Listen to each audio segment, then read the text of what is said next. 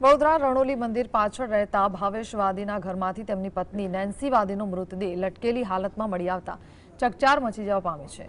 ઘટના બાદ નેન્સીના પિયર પક્ષ અને સાસરિયા પક્ષ વચ્ચે હોસ્પિટલ ખાતે મારામારી અને ભારે હોબાળો થયો હતો, જેમાં બંને પક્ષોએ હત્યા અને આત્મહત્યાના આક્ષેપો કર્યા હતા। હોબાળાના પગલે પોલીસ વિભાગ એક્શનમાં આવ્યું છે। જવાહરનગર પોલીસે હાલ અકસ્માતે મોતનો ગુનો નોંધી તપાસ હાથ ધરી છે।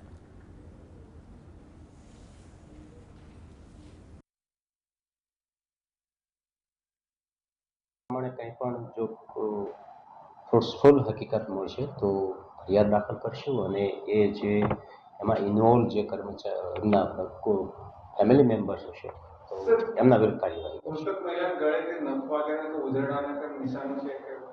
નહીં, નખના કોઈ નિશાન નથી। હેંગિંગ દરમિયાન જે સાડીના છેડાથી જે એક બ્રુટલ એબ્રુશિંગ જે થાય એ એમના લિગેચર માર્ક્સ છે।